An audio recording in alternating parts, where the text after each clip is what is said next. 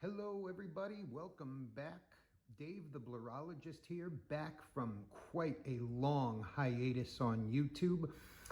Boy, real life happens, and then suddenly COVID happens, and then Delta happens, and then before you know it, we've got a whole alphabet of things happening. I haven't made a video since before we lost Kobe, since before Australia burned down. Let's see what else has happened. The murder hornets. Anybody get killed by a murder hornet? Hit me up in the comments. Let me know if you died from a murder hornet sting last year. That was crazy, murder hornets.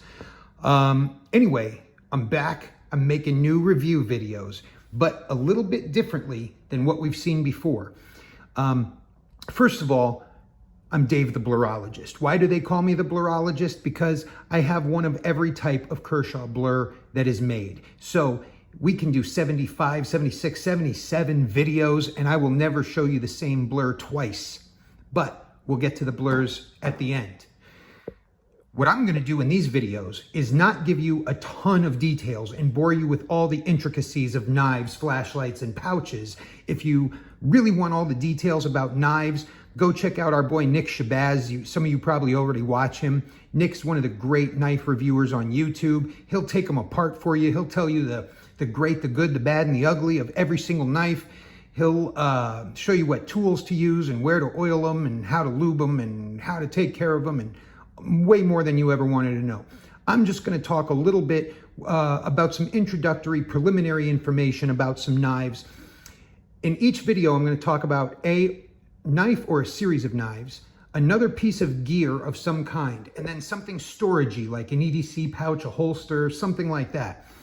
And I'm just going to give you some preliminary basic info. And the point here is that I want to try to help people who are looking at products they might buy. So if somebody's thinking about something and they just want to kind of see it in the hand and get somebody's impression, I'm going to offer that up for 3 pieces of gear per video.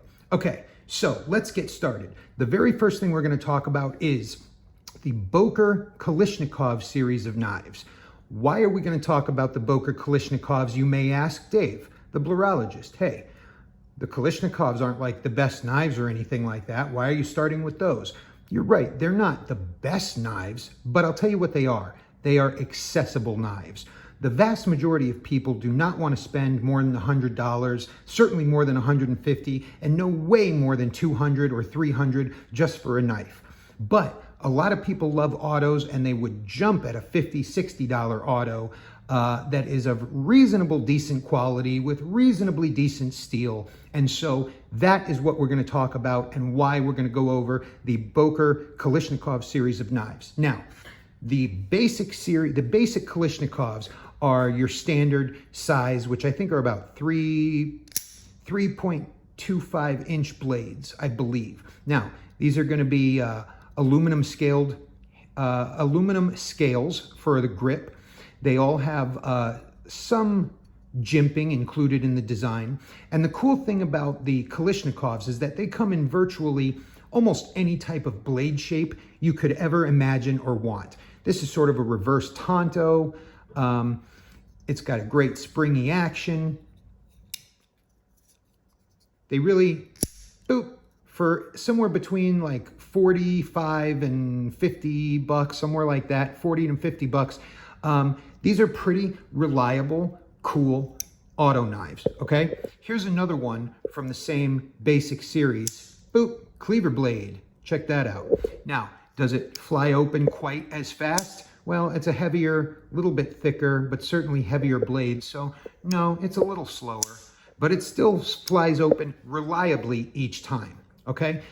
There's something to be said for what may be a pretty simple knife, not really made of all the most amazing materials in the world, something pretty basic, but reliable and functional. Now, most of the Kalishnikovs will come with Aus 8 steel, which, it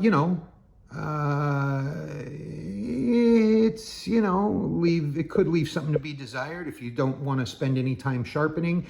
It's not your 8CR 13 MOV, it's a little, well, we'll just leave it at that. It's Aus 8 steel, okay?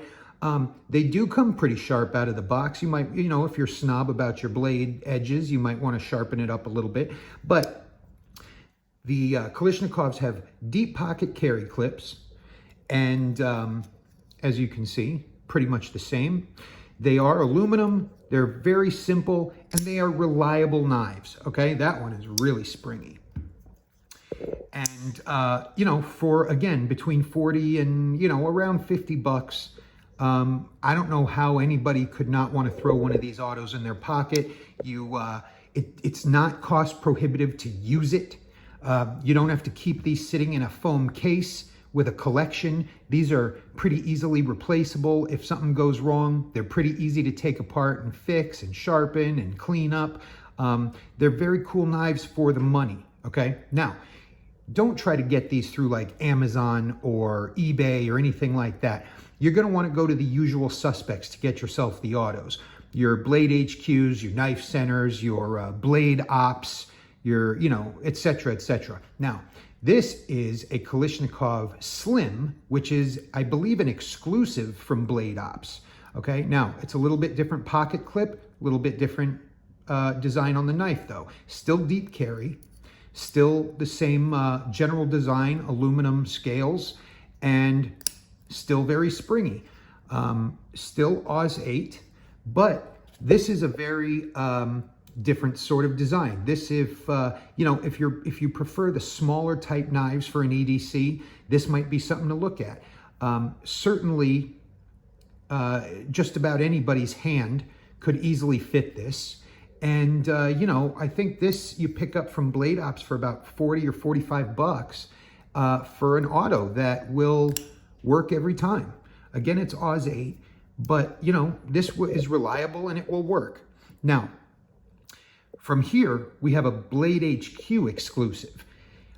There is a size between these. This is the regular Kalishnikov. There's a Kalishnikov XL, which bumps up from about 3 1/4 inch blades to 3 3/4 inch blades. I don't have one of those represented here. This is the Kalishnikov XXL.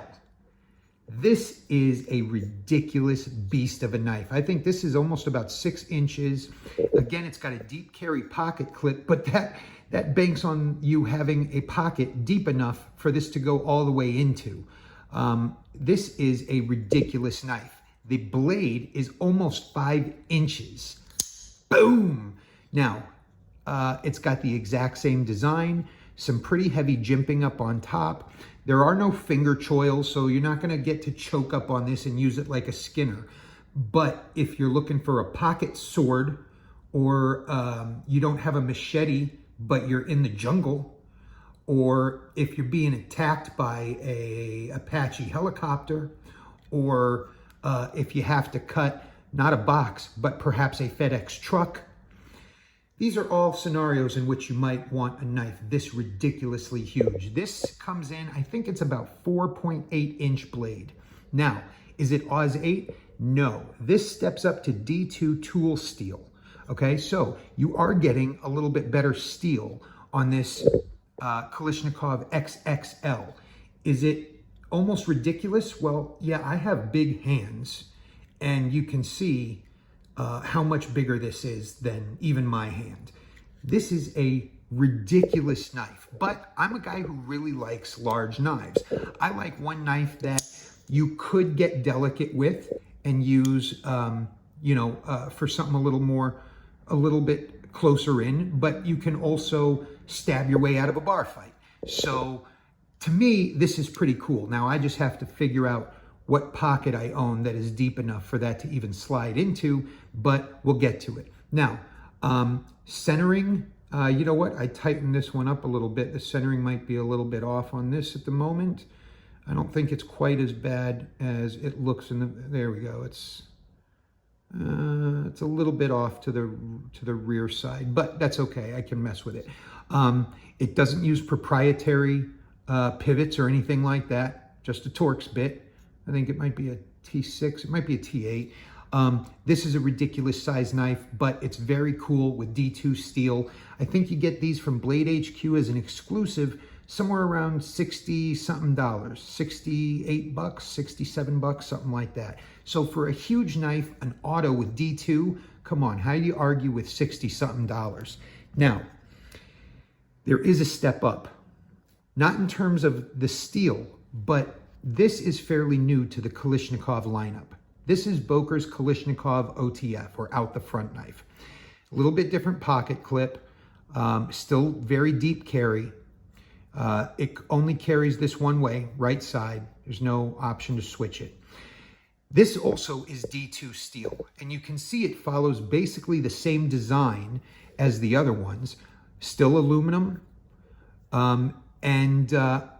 Listen, am I going to try to compare this to like a Benchmade Infidel or the new SOGS OTFs, or really any of the other name brand OTFs that you may love? No, of course I'm not going to. But I have to tell you, it's not outside the realm of possibility to put this up against something a little better. Now, okay, the Benchmade Infidel uses the release switch on the show side, on the wide show side. This moves it up to what we would refer to as the spine of the knife. I got to tell you, in the short time I've had this, it has not failed to fire once. It has not failed to retract once. And again, D2 tool steel, okay? In a sort of a black wash. The light from the camera might make it look sort of satin wash, but this is a black wash D2 steel blade, D2 tool steel. And it has not yet failed to fire or retract. If it was going to, it would do it right now while it's on camera, because no matter what's wrong with your car, when you get to the mechanics, it works just fine. So if this is gonna fail, it'll fail now. It has not. This knife can be picked up for about 100, 119, 120 bucks. If you compare it to knives of better materials, a little bit more design, your Benchmades, your other high quality OTFs, okay. No, I'm not saying it is the same quality, but I'm also not saying it's the same price. If somebody wants a good, reliable, pretty cool OTF, comes pretty sharp out of the box. You edge snobs are going to want to sharpen it, but people who aren't edge snobs would be very happy with this, especially since it's not a knife you'd use for sort of heavy tasks. This is really sort of a self-defense type deal, or, you know, minimal tasks. But while I'm not going to put it up against your super high-end OTFs, you're also not paying anywhere near what you'd pay for those super high-end OTFs. And for your average run-of-the-mill everyday dude or lady who wants an OTF that is not a complete piece of gas station garbage, 100 to 119, 120 bucks, I don't know how you beat this. It's really a very cool knife for the average person. Check your state laws. I am not responsible for you breaking your own state laws. Again, this can be gotten from a couple of sources. I know Blade Ops has it, and Blade Ops is also the only place to get this exclusive slim model as well. So that's the story with the Boker Kalishnikovs, okay? Your average run-of-the-mill person who's not trying to... Listen, you could add all 5 of these up together, and it's maybe about a Benchmade Infidel's cost, or maybe even a little bit less. You know, you're talking almost 70, about 120, maybe 50 each about, and then 40, 45 bucks, okay? So this is a great series of autos for your average run-of-the-day person, run-of-the-mill everyday person who's not trying to spend either rent or a knife. You know, if you've got 100 bucks in your pocket and you want both a cool new knife and lunch, these might be the knives you're looking at, okay? Now, moving on to another piece of gear that is blowing me away. Also, I have to tell you guys, I'm gonna basically like everything I show you because this is all my stuff. None of this stuff that I'm gonna review was given to me. So anything that I've bought and don't like, I probably don't still have. So I'm gonna show you stuff that for the most part I like. Doesn't mean I won't be able to tell you flaws, but I'm pretty much a fan of all this stuff. This is a brand new design from Streamlight. I'm a big Streamlight fan, okay? I started loving Streamlight because I use their Stry-Ons and their Stingers for work, and of course the TLR weapon lights. And that led into really appreciating Streamlight's quality, their quality control on a civilian off-duty type day. So I'm always carrying a flashlight in my pocket. This is a brand new design, just released recently. Comes in two colors, either this coyote tan or you can get it in black. And this is called the Wedge for obvious reasons. Let me show you how similar it is to the size of a knife, okay? This is the out the front Boker. The Wedge is maybe just a hair thicker, got a deep carry pocket clip. This is definitely gonna feel comfortable to somebody who is used to throwing a knife in your pocket, okay? It's gonna carry real deep in the pocket. It's got finger, I don't wanna say choils, but it's got like a jimping underneath for a little bit of traction for your fingers. And it has this very cool new activation button, which is a switch that has two positions, okay? So Streamlight just came out with this, and it is specifically an EDC flashlight. And I have to tell you, I am loving this thing. USB rechargeable, comes with a little USB cord. You plug it into any, little USB socket and it'll charge up. The lights go on to let you know when it's charging. Position 1 as you hold this gives you, let's see, I believe it's a 325 or 350, I think 325 lumens. And then if you push the switch to the next momentary position, it'll give you almost 1,000 lumen, 30 or 35 second burn. You can let it go at any point, but if you keep holding it, it'll give you about 30 seconds, I think, 30 or 35 seconds, and it's 1,000 lumen burst. The reality is, a lot of us can be lumen snobs when we have our new flashlights. I have friends who swear by Olight up and down, and I like Olights a lot.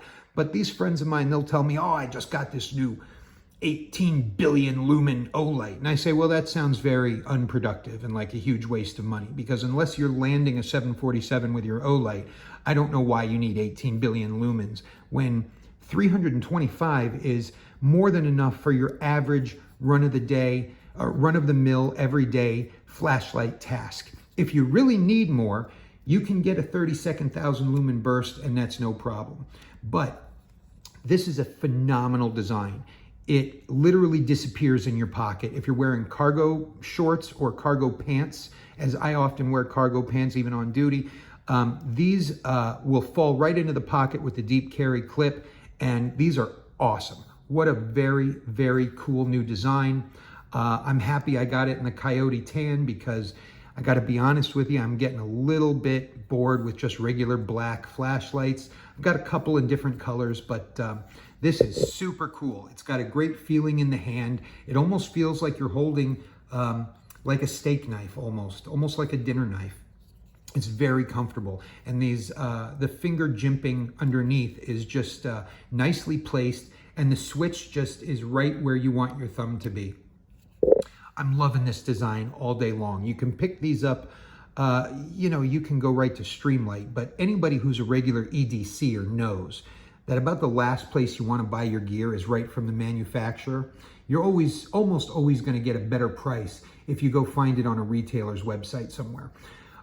They have these on Amazon in both colors for, I think, between 95 and 105 bucks, something like that. It's about 100 bucks for this light, okay? I'm loving this. Great job, Streamlight. Super cool design. Last thing we're going to talk about today is from Maxpedition. It is an EDC pouch. This is called the CAP, or the Compact Administrative Pouch. This is from Maxpedition's AGR line, or Advanced Gear Research line. And you can tell that sort of by the look and the materials used that are sort of exclusive to the AGR lineup. Now, this is a dual pocket EDC pouch. Listen, a lot of us have tried many EDC pouches. I know a lot of you out there have started with the same basic kind of book opening Maxpedition pouch that most of us started with. But as you realize that it doesn't quite hold what you really want and it's not quite as convenient, you end up exploring more options, things like this. I love this pouch, and this is the daily pouch that I have settled on after trying many, okay? Most people probably will leave these two eyelets on the sides empty, but I'm a guy who carries keys on a carabiner. So when I'm home and I just want to keep everything in the same place, I'll throw my keys right on here so that when it's time to leave, all I do is grab that and whatever's in my pockets, and I got everything I need. On the back, there is MOLLE, so you can attach any other EDC pouch to this by mollying them together, or in fact attach this to a Maxpedition or VanQuest backpack or messenger bag or anything like that. The front has these slots which, you know, this is not MOLLE, but you can run a slider, a MOLLE attachment through here and attach something to the front. Now, I'm going to show you what I keep in here, okay? I know a lot of folks who use these pouches keep multi-tools and wrenches and all kinds of screwdrivers, and they use them as a tool kit. I do not do that. The reason is because when I leave the house, I have a knife in a pocket, a flashlight in a pocket, and if I have a multi-tool, that's in a pocket somewhere.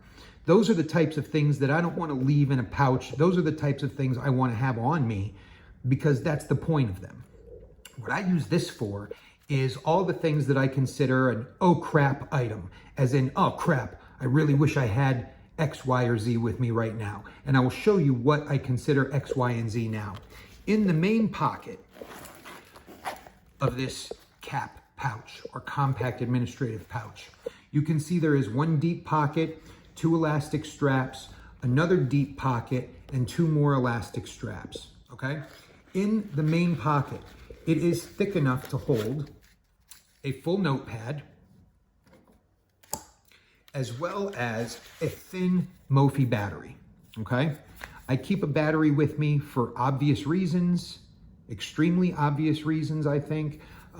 Charge your phone, charge your AirPods, etc., etc. Charge anything you need. I keep this thin one because, you know, there are thicker ones that hold a lot more charge, but I don't need a battery with me all the time that will recharge an iPod 12 times. I just need something for an emergency. If I'm running out of juice, that's all I need. In this elastic strap here, I keep a short little cord to attach my phone to that battery should I need it. Then in this elastic strap, that's big enough to fit your AirPod, AirPod Pros. Am I blanking on the name? AirPods, right? Yeah, okay. And then I keep a little item in here. This is kind of a unique thing. In fact, you know what? It's got a little carabiner on it. I could attach it to the outside, but I just keep it in there.